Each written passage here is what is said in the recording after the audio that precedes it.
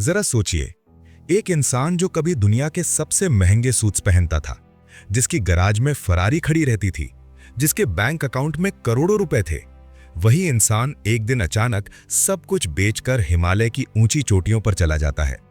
वहां वो एक साधु बन जाता है, सैफरन वस्त्र पहन लेता है और उस खामोशी में वो सच्चाई खोज लेता है जो शायद हम सब ढूंढ रहे हैं, लेकिन कहीं नहीं मिल रही। अब कल्पना कीजिए कि वही साधु जो दुनियावी मोह माया से मुक्त हो चुका है, आपको पत्र लिखना शुरू करता है। ये कोई साधारण चिट्ठियां नहीं है, ये 9 रहस्यमयी लेटर्स हैं जो दुनिया के अलग अलग कोनों से, अलग अलग सेक्रेट जगहों से भेजे गए हैं। हर लेटर एक सिल्क के कपड़े में लिपटा हुआ, हर एक पर एक अजीब सी मुहर, और हर लेटर में छुपा है एक ऐसा सच जो आपकी जिंदगी को जड़ से बदल सकता है। रॉबिन शर्मा की किताब the secret letters of the monk who sold his Ferrari सिर्फ एक मोटिवेशनल बुक नहीं है, ये एक स्पिरिचुअल जर्नी है जो आपको उन सवालों के जवाब देती है जो आप शायद पूछने से भी डरते हैं। क्या सफलता के इस अंधी दौड़ में हम अपनी आत्मा को खो देते हैं? क्या पैसा, फेम और पावर वाकई खुशी दे सकते हैं? और सबसे बड़ा सवाल, अगर ये सब नहीं तो फिर लाइफ का असली मतलब क्या है? इन 9 लेटर्स में आपको मिलेगा वो एंशिएंट विजडम जो सेंचुरीज पुरानी है, लेकिन आज के मॉडर्न वर्ल्ड में उतनी ही रेलेवेंट है। पहला लेटर आपको बताएगा कि पर्पस के बिना जीना ऐसा है जैसे बिना डेस्टिनेशन के गाड़ी चलाना। आप भाग तो रहे हैं, लेकिन जा कहां रहे हैं? दूसरा लेटर खोलेगा फियर का पर्दा और बताएगा कि हम कैसे अपने डर की इनविजिबल चेन्स में खुद को जकड़े रखते हैं। तीसरे और चौथे लेटर में साधु बताता है कि इनर पीस कोई लग्जरी नहीं है, ये एक नेसेसिटी है। वो आपको सिंपल लेकिन पावरफुल टेक्निक सिखाता है जिससे आप केरोस भरी दुनिया में भी अपना काम सेंटर बना सकते हैं। पांचवा लेटर कंपैशन और काइंडनेस के बारे में है और ये समझाता है कि दूसरों की सर्विस करना सिर्फ नोबल एक्ट नहीं है, ये आपकी अपनी सोल को हील करने का सबसे पावरफुल तरीका है। छठा, सातवां और आठवां लेटर प्रोग्रेसिवली आपको और गहराई में ले जाते हैं। ये बताते हैं कि कैसे ग्रैटिट्यूड की प्रैक्टिस से आपकी पूरी पर्सपेक्टिव बदल जाती है, कैसे प्रेजेंट मोमेंट में जीना ही असली फ्रीडम है और कैसे डिसिप्लिन और रूटीन आपको मीडियोक्रिटी से मास्टरी की ओर ले जाते हैं। और 9वां लेटर, वो सबसे खास है। वो कल्मिनेशन है उन सब टीचिंग्स का, वो फाइनल रेवलेशन है जो सब कुछ एक साथ जोड़ देता है। वो आपको बताता है कि लेगेसी क्या है। ये सिर्फ प्रॉपर्टी या वेल्थ नहीं जो आप छोड़ जाते हैं, बल्कि वो इम्पैक्ट है जो आपकी जिंदगी दूसरों की जिंदगी पर डालती है। अगर आप कभी सोचते हैं कि संडे नाइट को नींद क्यों नहीं आती, मंडे मॉर्निंग क्यों इतनी भारी लगती है, या सैलरी आने के बाद भी सेटिस्फैक्शन क्यों महसूस नहीं होती, तो शायद इन लेटर्स में आपका जवाब छुपा है। क्योंकि कभी कभी हम बाहर की तरफ इतना भागते हैं कि अंदर की आवाज सुनना ही भूल जाते हैं। ये लेटर्स आपको वो विजडम देंगे जो कोई MBA प्रोग्राम नहीं सिखा सकता, वो क्लैरिटी देंगे जो कोई सेल्फ हेल्प सेमिनार नहीं दे सकती, और वो पीस देंगे जो कोई वेकेशन नहीं दे सकती। क्योंकि असली ट्रांसफॉर्मेशन बाहर से नहीं, भीतर से आती है। तो चलिए साथ में इस जर्नी पर निकलते हैं, खोलते हैं इन सीक्रेट लेटर्स को एक एक करके और डिस्कवर करते हैं वो टाइमलेस ट्रूथ्स जो एक साधु ने अपनी फरारी छोड़कर माउंटेन्स की गोद में बैठकर अपनी सोल की गहराइयों से निकालकर हमारे लिए लिखे हैं। क्योंकि कभी कभी सबसे बड़ी सीख उनसे मिलती है जिन्होंने सब कुछ पाया, फिर सब कुछ छोड़ा और तब जाकर असली खजाना खोजा। अध्याय 1, जूलियन मैंटल का रहस्यमय संदेश। जॉनथन लैंड्री की जिंदगी एक ऐसे चक्रव्यूह में फंसी हुई थी जहां हर दिन पिछले दिन की नकल भर था। 30 साल का यह युवक सुबह उठता, ऑफिस जाता, काम करता और रात को थककर वापस अपने छोटे से अपार्टमेंट में लौट आता। उसके पास न कोई जुनून था, न कोई स्पष्ट दिशा। जीवन बस एक यांत्रिक प्रक्रिया बन गया था जिसमें उसकी आत्मा कहीं खो गई थी। वो अक्सर सोचता कि क्या जीवन बस इतना ही है? क्या यही वो सब है जो उसके भाग्य में लिखा था? एक बरसाती शाम, जब आकाश में काले बादलों की चादर तनी हुई थी और बारिश की बूंदें खिड़कियों पर दस्तक दे रही थीं, जॉनथन के दरवाजे पर एक डिलीवरी मैन ने आवाज दी। उसके हाथ में एक पुराना जर्जर सा लकड़ी का बक्सा था जिस पर विचित्र प्रतीक उकेरे हुए थे। बक्से से एक अजीब सी खुशबू आ रही थी, मिट्टी, धूप और किसी प्राचीन मंदिर की याद दिलाती हुई। जॉनथन ने जब भेजने वाले का नाम देखा तो उसके हाथ कांप गए। ये पैकेज उसके चचेरे भाई जूलियन मैंटल की तरफ से था, जिससे उसने पिछले 7 वर्षों से कोई संपर्क नहीं किया था। जूलियन मैंटल, ये नाम कभी शहर के कानूनी हलकों में एक किंवदंती की तरह गूंजता था। एक ऐसा वकील जो अदालत के हर मुकदमे में जीत का पर्याय बन गया था। उसकी फरारी, उसके महंगे सूट और उसकी शानदार हवेली, सब कुछ सफलता की चरम सीमा की कहानी कहते थे। लेकिन फिर एक दिन अचानक अपने करियर के शिखर पर जूलियन ने सब कुछ छोड़ दिया। उसने अपनी संपत्ति बेच दी, अपनी फर्म से इस्तीफा दे दिया और हिमालय की रहस्यमयी पहाड़ियों में गायब हो गया। लोगों ने कहा कि वो पागल हो गया था, कुछ ने कहा कि उसने संन्यास ले लिया, लेकिन जोनाथन को कभी पूरी सच्चाई नहीं पता चली थी। कांपते हाथों से जोनाथन ने बक्सा खोला। अंदर मखमल के कपड़े में लिपटे कुछ प्राचीन तावीज थे। एक छोटा सुनहरा कमल, एक पत्थर की माला और एक हाथी दांत की छोटी मूर्ति। लेकिन सबसे महत्वपूर्ण चीज थी जूलियन के हाथ से लिखे गए पत्रों का एक पुलिंदा। पुराने पीले कागज पर नीली स्याही से लिखे ये पत्र किसी खजाने के नक्शे की तरह दिख रहे थे। पहले पत्र पर बड़े अक्षरों में लिखा था, जोनाथन, अगर तुम ये पढ़ रहे हो तो इसका मतलब है कि तुम्हारी आत्मा जवाब खोज रही है। ये पत्र तुम्हारे जीवन को बदल देंगे, बशर्ते तुम इन्हें केवल पढ़ो नहीं बल्कि जियो। जोनाथन का दिल तेजी से धड़कने लगा। उसे ऐसा लगा जैसे जूलियन ने किसी तरह उसकी बेचैनी को, उसकी भटकन को हजारों मील दूर से महसूस कर लिया हो। उस रात बारिश की आवाज और मोमबत्तियों की टिमटिमाती रोशनी में जोनाथन ने पहला पत्र पढ़ना शुरू किया। उसे नहीं पता था कि ये यात्रा उसे कहाँ ले जाएगी, लेकिन पहली बार कई सालों में उसे अपने भीतर एक चिंगारी महसूस हुई, आशा की, जिज्ञासा की और शायद परिवर्तन की। ये पत्र केवल कागज पर लिखे शब्द नहीं थे, ये एक ऐसे व्यक्ति की आत्मा की आवाज थी जिसने जीवन के सबसे गहरे रहस्यों को खोज लिया था और अब अपने प्रिय भाई के साथ वो ज्ञान बांटना चाहता था। अध्याय 2, पहला तावीज, आत्मनेतृत्व का सिद्धांत। जूलियन का पहला पत्र जोनाथन के हाथों में आया तो उसके शब्दों में एक अजीब सी शक्ति थी, जैसे हिमालय की वो पवित्र हवा खुद कागज से झांक रही हो। इस पत्र में जूलियन ने आत्मनेतृत्व के उस गहन सिद्धांत को खोला जो उनकी यात्रा का सबसे पहला और सबसे महत्वपूर्ण पाठ था। वो बड़े ही सरल लेकिन गहरे शब्दों में समझाते हैं कि यदि हम अपने जीवन की बागडोर खुद नहीं संभाल सकते तो दूसरों का मार्गदर्शन करने का हमारा कोई अधिकार नहीं बनता। हिमालय के उन रहस्यमयी संतों ने जूलियन को सिखाया था कि सच्ची महानता बाहरी उपलब्धियों में नहीं बल्कि आंतरिक विजय में छिपी होती है। जूलियन बताते हैं कि आत्म अनुशासन वो नींव का पत्थर है जिस पर जीवन का महल खड़ा होता है। बिना आत्म जागरूकता के हम भीड़ में भटकते रहते हैं, अपनी असली पहचान से कोसों दूर। और जब तक हम अपने मूल्यों के प्रति सच्ची प्रतिबद्धता नहीं दिखाते, तब तक हमारा जीवन किसी लहर की तरह इधर उधर भटकता रहता है, कभी भी किनारे तक नहीं पहुंचता। जोनाथन जूलियन को प्रोत्साहित करते हैं कि वो छोटे छोटे अनुशासनों से अपनी यात्रा शुरू करे। सुबह सूरज की पहली किरण के साथ उठना, मन को शांत करने के लिए ध्यान का अभ्यास करना और हर दिन अपने विचारों और कार्यों पर गौर करना। ये छोटे कदम देखने में भले ही साधारण लगे, लेकिन इनमें असाधारण परिवर्तन की शक्ति छिपी होती है। ये पहला तावीज हमें एक गहरी सच्चाई से परिचित कराता है कि बाहरी दुनिया में जो भी हम हासिल करना चाहते हैं, उसकी शुरुआत हमेशा भीतर से होती है। जब तक हम अपने मन के राजा नहीं बन जाते, तब तक बाहर की कोई भी सफलता खोखली और अधूरी ही रहेगी। अध्याय 3, दूसरा ताबीज, अपने उद्देश्य को जानना। जूलियन का दूसरा पत्र जोनाथन के हाथों में आया तो उसके साथ एक अलग ही ऊर्जा आई। इस बार जूलियन ने जीवन के सबसे गहरे और सबसे महत्वपूर्ण सवाल को छुआ।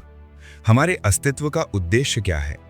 वो बताते हैं कि हिमालय की उन ऊंची बर्फीली चोटियों के बीच छिपी गुफाओं में, जहां हवा भी धीरे धीरे चलती है और मौन भी बोलता है, उन्होंने जीवन का एक ऐसा रहस्य सीखा जो अधिकांश लोग पूरी जिंदगी खोजते रह जाते हैं। जूलियन समझाते हैं कि प्रत्येक मनुष्य इस धरती पर बिना किसी कारण के नहीं आया है। हर व्यक्ति के भीतर एक अनोखा उद्देश्य छिपा है, एक विशेष प्रतिभा है और एक खास योगदान देने की क्षमता है जो केवल वही दे सकता है। ये उद्देश्य हमारे डीएनए में, हमारी आत्मा में, हमारे हर सांस में गुथा हुआ है। जब हम इस उद्देश्य को पहचान लेते हैं और उसके अनुसार जीना शुरू करते हैं, तो जीवन में एक जादुई परिवर्तन होता है। वो काम जो पहले बोझ लगता था, वो अचानक आनंद का स्रोत बन जाता है। सुबह उठना मुश्किल नहीं रहता, बल्कि एक उत्सव बन जाता है। जूलियन जोनाथन को चुनौती देते हैं कि वो अपने भीतर गहराई से झांकें। वो कहते हैं कि उसे खुद से कुछ बेहद ईमानदार सवाल पूछने होंगे। अगर पैसों की कोई चिंता न हो तो मैं क्या करना चाहूंगा? जब मैं पूरी तरह खो जाता हूं तो किस काम में खो जाता हूं? मेरे भीतर कौन सी आग है जो बुझना नहीं चाहती? और सबसे महत्वपूर्ण, मैं इस दुनिया को क्या अनमोल उपहार देकर जाना चाहता हूं? ये सवाल आसान नहीं है, लेकिन इनके जवाब में ही जीवन का असली अर्थ छिपा है। जूलियन आगे बताते हैं कि जब हम अपने सच्चे उद्देश्य के साथ जुड़ जाते हैं तो एक अद्भुत घटना घटती है। हमारा काम पूजा में बदल जाता है। हर कार्य एक प्रार्थना बन जाता है। हर प्रयास एक मेडिटेशन बन जाता है। तब हम सिर्फ जीविका के लिए नहीं, बल्कि जीवन के लिए काम करते हैं। हम सिर्फ पैसे नहीं कमाते, बल्कि अर्थ कमाते हैं। और इसी में सच्ची संतुष्टि है। इसी में गहरी खुशी है। वो खुशी जो बाहरी परिस्थितियों पर निर्भर नहीं करती, बल्कि हमारे भीतर से फूटती है। जूलियन का संदेश स्पष्ट था। जीवन छोटा है, इसे किसी और के सपने जीने में मत गवाओ। अपना उद्देश्य खोजो और उसे जीने की हिम्मत करो। अध्याय 4, तीसरा ताबीज, समय की महारत। तीसरे पत्र में जूलियन मेंटल एक ऐसे सत्य को उजागर करते हैं जो हम में से अधिकांश लोग जानते तो हैं, लेकिन जीवन की भागदौड़ में भूल जाते हैं। समय हमारी सबसे अनमोल और अपूरणीय संपत्ति है। पैसा खो जाए तो दोबारा कमाया जा सकता है, स्वास्थ्य बिगड़ जाए तो सुधारा जा सकता है, लेकिन एक बार बीता हुआ समय कभी वापस नहीं लौटता। जूलियन बताते हैं कि जब वो हिमालय की उन रहस्यमय गुफाओं में योगियों के साथ रहे तो उन्होंने एक महत्वपूर्ण पाठ सीखा। समय का सम्मान करना वास्तव में जीवन का सम्मान करना है। हिमालय के उन ज्ञानी संतों ने जूलियन को सिखाया कि अधिकतर लोग अपने दिन को जीते नहीं, बल्कि दिन उन्हें जी लेता है। वे परिस्थितियों के गुलाम बनकर रह जाते हैं, हर किसी की मांगों का जवाब देते रहते हैं और दिन के अंत में खुद से पूछते हैं कि समय कहाँ चला गया। जूलियन ने सीखा कि सच्ची महारत तब आती है जब हम अपने दिन को सचेतनता और इरादे के साथ डिजाइन करते हैं, जब हम अपनी प्राथमिकताओं को स्पष्ट रूप से परिभाषित करते हैं और साहस के साथ विकर्षणों को ना कहते हैं। जूलियन अपने पत्र में एक शक्तिशाली तकनीक साझा करते हैं जिसे 90/90/1 नियम कहा जाता है। ये नियम सरल है, लेकिन इसका प्रभाव असाधारण है। अगले 90 दिनों तक हर सुबह के पहले 90 मिनट में अपने सबसे महत्वपूर्ण और सबसे ऊंचे लक्ष्य पर पूरी एकाग्रता से काम करें। जूलियन बताते हैं कि सुबह का समय हमारी ऊर्जा का चरम काल होता है, जब हमारा मन ताज़ा होता है, विकर्षण कम होते हैं और हमारी रचनात्मकता अपने शिखर पर होती है। इस पवित्र समय को अपने सबसे महत्वपूर्ण कार्य को समर्पित करने से हम न केवल असाधारण परिणाम प्राप्त करते हैं, बल्कि अपने भीतर एक गहरा आत्मविश्वास और संतुष्टि का भाव भी विकसित करते हैं। ये ताबीज हमें एक और महत्वपूर्ण सबक सिखाता है। समय मैनेजमेंट वास्तव में ऊर्जा मैनेजमेंट है। जूलियन समझाते हैं कि हिमालय के योगियों ने उन्हें दिखाया कि हमें अपने दिन को इस तरह व्यवस्थित करना चाहिए कि हम अपनी चरम ऊर्जा के क्षणों को अपने सबसे महत्वपूर्ण कार्यों के लिए सुरक्षित रखें, न कि निरर्थक मीटिंग्स, ईमेल्स और दूसरे लोगों की आपात स्थितियों में बर्बाद करें। वो ये भी बताते हैं कि महान व्यक्ति और साधारण व्यक्ति में फर्क ये नहीं है कि उनके पास ज्यादा समय है, बल्कि ये है कि वे अपने समय के साथ क्या करते हैं। हर व्यक्ति को दिन में 24 घंटे मिलते हैं। कुछ लोग इसमें साम्राज्य बनाते हैं, जबकि कुछ लोग इसे केवल गुजार देते हैं। ये ताबीज हमें चुनौती देता है कि हम अपने समय के स्वामी बने, न कि उसके दास। अध्याय 5, चौथा ताबीज, अपनी ऊर्जा को बढ़ाना।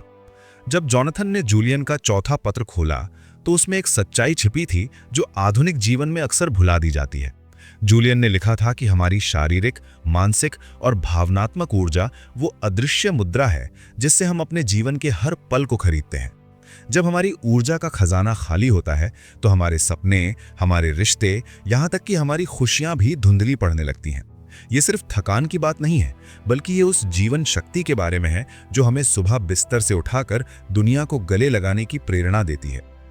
हिमालय की बर्फीली चोटियों में जहां हवा इतनी शुद्ध थी कि हर सांस एक आशीर्वाद लगती थी, जूलियन ने अपने शरीर और मन को पुनर्जीवित करने का गहरा ज्ञान प्राप्त किया था। उन्होंने समझा कि हमारा शरीर केवल मांस और हड्डियों का ढांचा नहीं, बल्कि एक पवित्र मंदिर है जिसमें हमारी आत्मा निवास करती है। ये वो वाहन है जो हमें हमारे उद्देश्य तक ले जाता है, और अगर इस वाहन में ईंधन की कमी हो तो हम अपनी मंजिल तक कैसे पहुंचेंगे।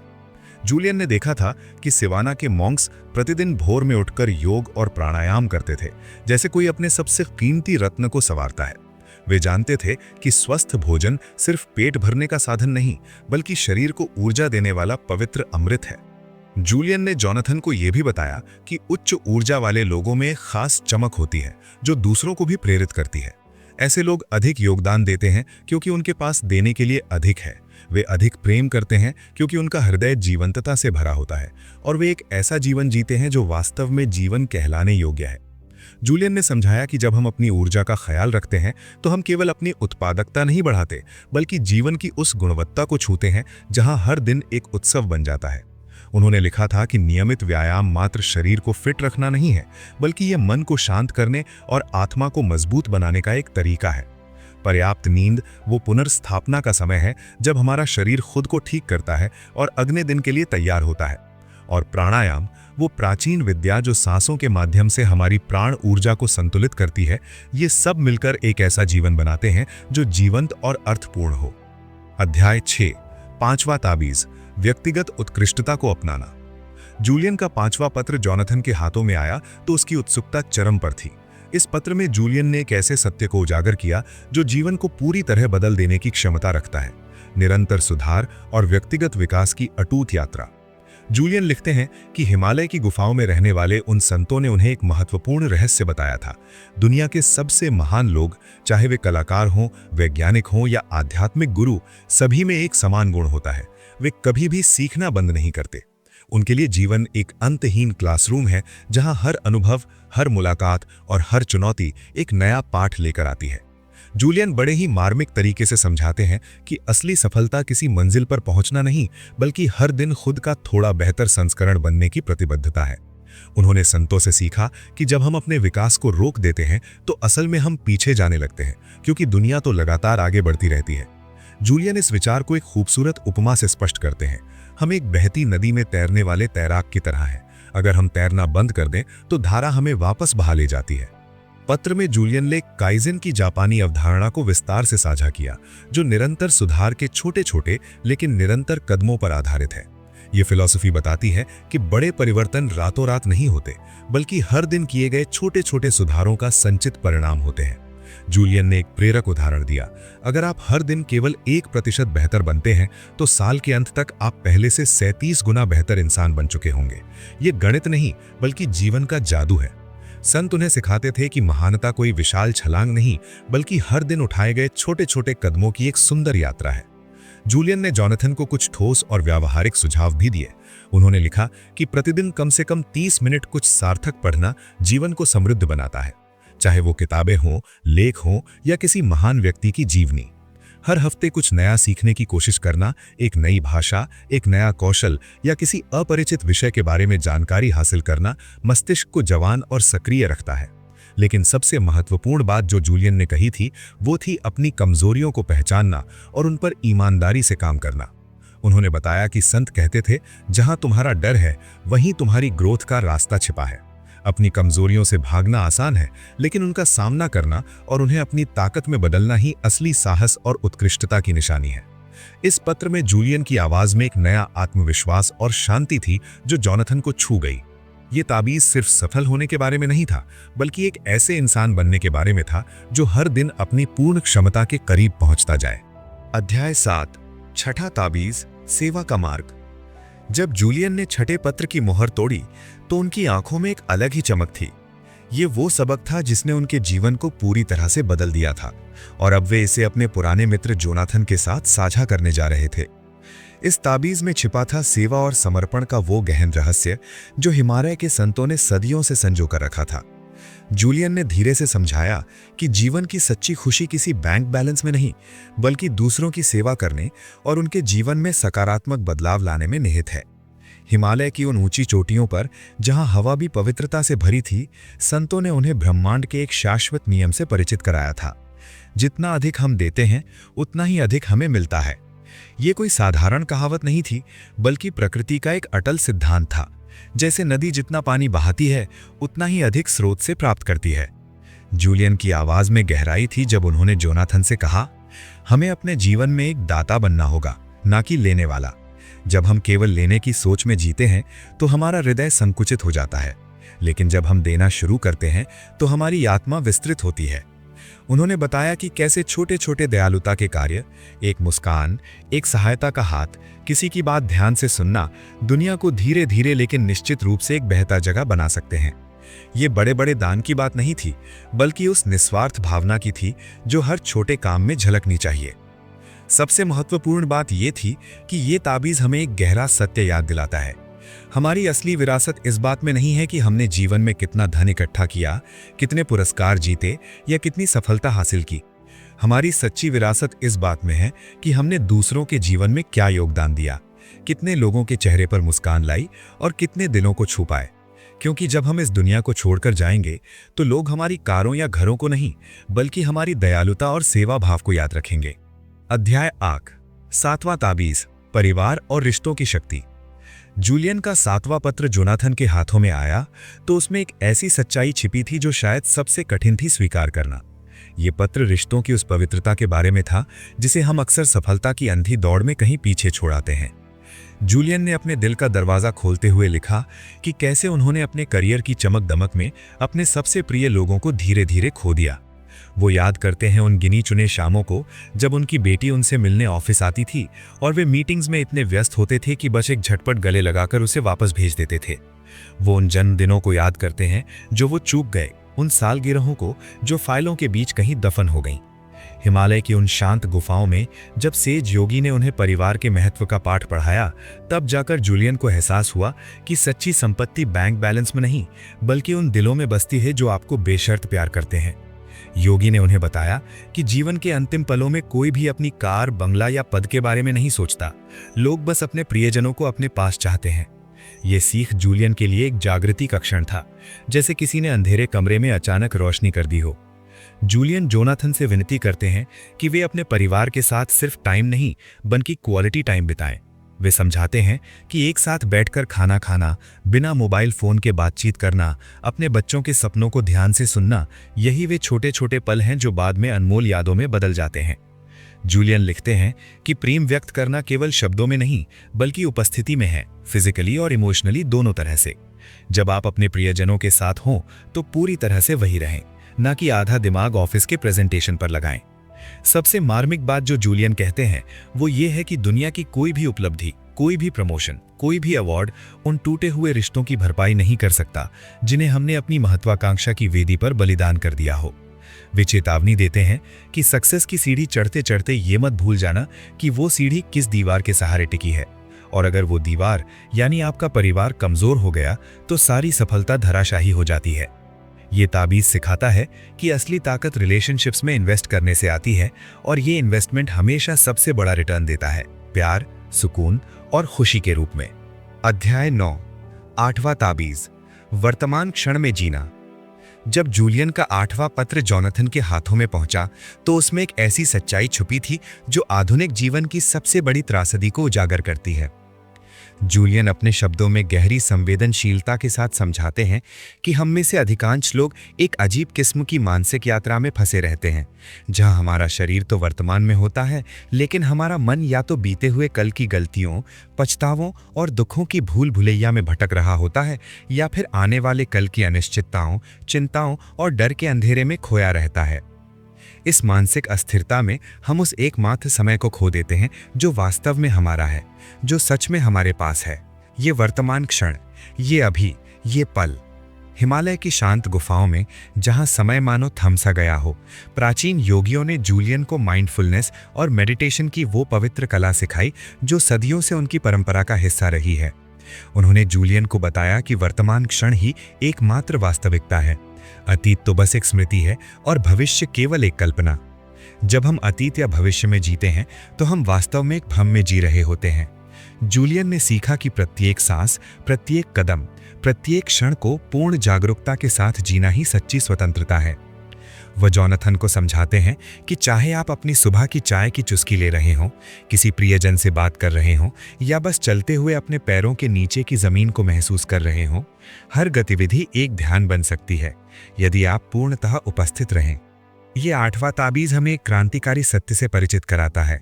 जीवन कोई दूर की मंजिल नहीं है जहां हमें पहुंचना है, बल्कि ये इसी पल, अभी यहीं घटित हो रहा है। जब हम इस सच्चाई को समझ लेते हैं और वर्तमान में जीना सीख लेते हैं तो जीवन अचानक अधिक जीवंत, अधिक रंगीन और अधिक अर्थपूर्ण हो जाता है। हर क्षण एक नया अवसर बन जाता है, हर अनुभव गहरा हो जाता है और हम पाते हैं कि खुशी किसी भविष्य की उपलब्धि में नहीं बल्कि इस क्षण की परिपूर्णता में छुपी है। अध्याय 10, अंतिम रहस्य और विरासत। जब जॉनथन ने जूलियन का अंतिम पत्र खोला तो उसके हाथ कांप रहे थे। ये सिर्फ एक पत्र नहीं था बल्कि एक पवित्र वसीयतनामा था जिसमें जीवन के सबसे गहरे सत्य समाये हुए थे। जूलियन ने इस पत्र में अपनी सभी शिक्षाओं को एक माला की तरह पिरोया था, जहां हर शिक्षा एक मणका थी जो एक साथ मिलकर एक संपूर्ण जीवन दर्शन बनाती थी। जूलियन ने लिखा था कि असली सफलता का मापदंड ये नहीं है कि हमारे बैंक अकाउंट में कितने शून्य हैं या हमारी अलमारी में कितने अवार्ड सजे हैं। सच्ची सफलता तो इस बात में छिपी है कि जब हम इस दुनिया से जाएंगे तो लोगों के दिलों में हमारी कैसी छवि बचेगी। क्या हमने किसी के चेहरे पर मुस्कान लाई? क्या हमने किसी के अंधेरे में रोशनी की किरण बनकर उभरे? क्या हमने अपने जीवन को केवल लेने के लिए नहीं बल्कि देने के लिए जिया? जूलियन का संदेश स्पष्ट और मर्मस्पर्शी था। उन्होंने जॉनथन को समझाया कि ज्ञान तभी सार्थक है जब वो केवल हमारे भीतर सीमित न रहे। जैसे एक दीपक दूसरे दीपक को जलाता है और खुद भी जलता रहता है, वैसे ही इन सिद्धांतों को दूसरों के साथ साझा करना ही इनका असली उद्देश्य है। उन्होंने जॉनथन को प्रोत्साहित किया कि वो इन सिद्धांतों को न केवल अपने जीवन में उतारे बल्कि एक जीवित उदाहरण बनकर दूसरों को भी प्रेरित करें। जूलियन ने एक गहरी बात कही थी जो जॉनथन के मन में गूंजती रही। हर इंसान के भीतर एक स्लीपिंग जायंट सोया हुआ है, एक अदृश्य शक्ति जो दुनिया को बदलने की क्षमता रखती है। ये जरूरी नहीं कि हम कोई बड़ी क्रांति लाएं या इतिहास की किताबों में अपना नाम लिखवाएं। कभी कभी एक छोटा सा दयालुता का इशारा, एक सहारा देने वाला हाथ या एक प्रोत्साहन भरा शब्द किसी के पूरे जीवन की दिशा बदल सकता है। यही है वो रिपल इफेक्ट जो एक छोटे से पत्थर से शुरू होकर पूरे तालाब में लहरें पैदा करता है। जूलियन का ये अंतिम पत्र विशेष रूप से मर्मस्पर्शी था। उन्होंने लिखा, जॉनथन, जीवन एक दुर्लभ और अनमोल उपहार है। हमें नहीं पता कि हमारे पास कितना समय है, लेकिन हम ये तय कर सकते हैं कि इस समय का उपयोग कैसे करना है। उन्होंने समझाया कि साहसिक रूप से जीने का अर्थ है जोखिम उठाना, असफलताओं से डरना नहीं और अपने सपनों के पीछे भागना। प्रेम के साथ जीने का अर्थ है कंपैशन के साथ व्यवहार करना, क्षमा करना सीखना और हर रिश्ते को पवित्र मानना। जूलियन का ये अंतिम पत्र केवल एक समापन नहीं था बल्कि एक नई शुरुआत का आमंत्रण था। ये एक मशाल थी जो जॉनथन के हाथों में थमाई गई थी और अब ये उसकी जिम्मेदारी थी कि वो इस रोशनी को आगे बढ़ाए। जूलियन की विरासत केवल शब्दों में नहीं बल्कि उन जीवनों में जीवित रहेगी जो इन शिक्षाओं से प्रभावित होंगे और बदलेंगे। रॉबिन शर्मा की ये अद्भुत कृति the secret letters of the monk who sold his Ferrari केवल एक पुस्तक नहीं बल्कि जीवन को नए सिरे से समझने का एक दर्पण है। ये हमें उस सच्चाई से रूबरू कराती है जो अक्सर हमारी दैनिक भागदौड़ में कहीं खो जाती है, कि बाहरी सफलता का वो चमकदार आवरण पूरी तरह खोखला है यदि हमारे भीतर शांति और संतुष्टि का दीपक नहीं जल रहा। शर्मा ने इस पुस्तक में पूर्वी आध्यात्मिकता की गहराई और पश्चिमी नेतृत्व सिद्धांतों की व्यावहारिकता का एक ऐसा समन्वय किया है जो पाठक को हर पन्ने पर एक नई अंतर्दृष्टि प्रदान करता है। पुस्तक का केंद्रीय संदेश इतना सशक्त है कि यह हमारी सोच की नींव को ही हिला देता है।